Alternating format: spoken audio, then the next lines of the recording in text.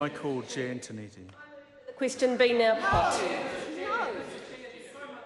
I call Lawrence Yule. Yeah, thank you for the opportunity. It will be good. It will be good. Thank you for the opportunity to speak to this bill.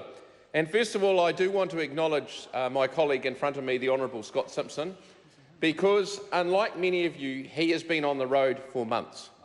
And he has talked to employers all around New Zealand in around 40 meetings. And he gets it. He gets it. He has heard exactly what I've heard in my electorate, Mr Chair.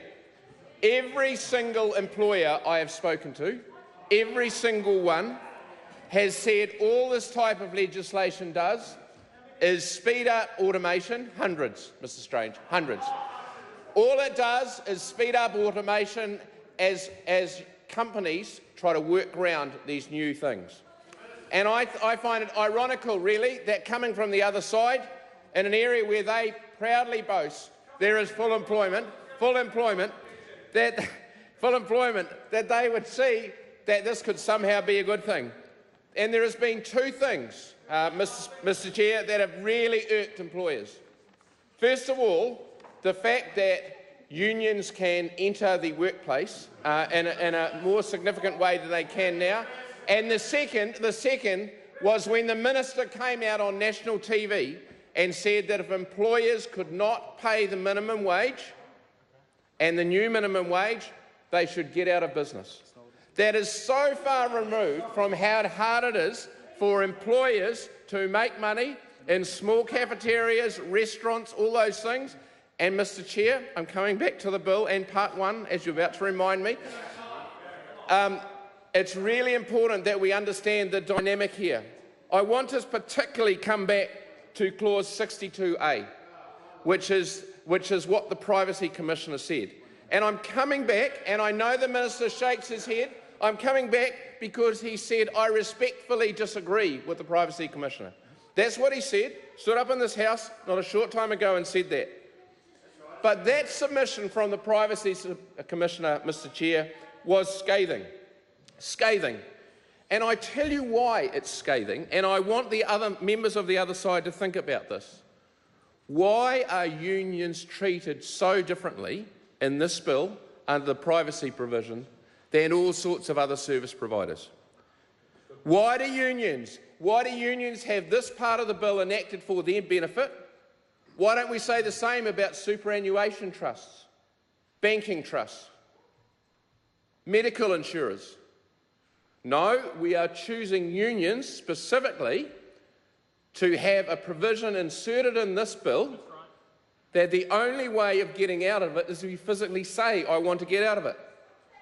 If this government, if this side of the House, as an example, to put a corollary back at you, if we'd put up a piece of legislation that said whenever a new employer does something, we automatically give the names and addresses and phone numbers of the National Party to that employer, there would be outrage on that side of the House.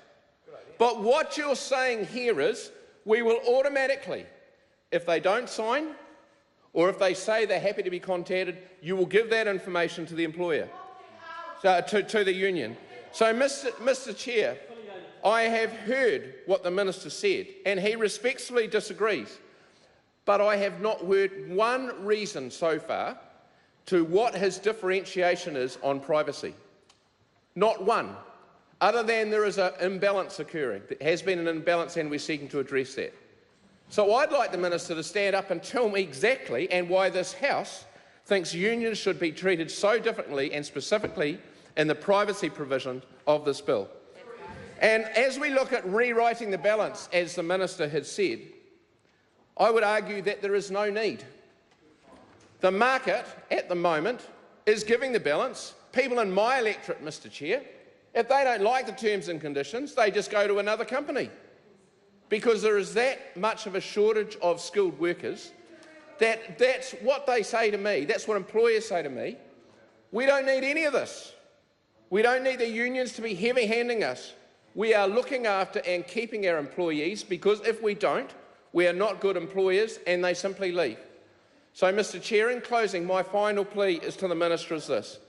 Can he please explain to this House why the Privacy Commissioner made his views known, why he thinks unions should be treated differently to banks, insurance companies, medical insurance companies and every other Tom, Dick and Harry. Mr Chair. Mr Chair. I call Joe Luxton. I move that the question be now put. Mr Chair. I call Chris Pink. Thank you very much, Mr Chair, for the opportunity to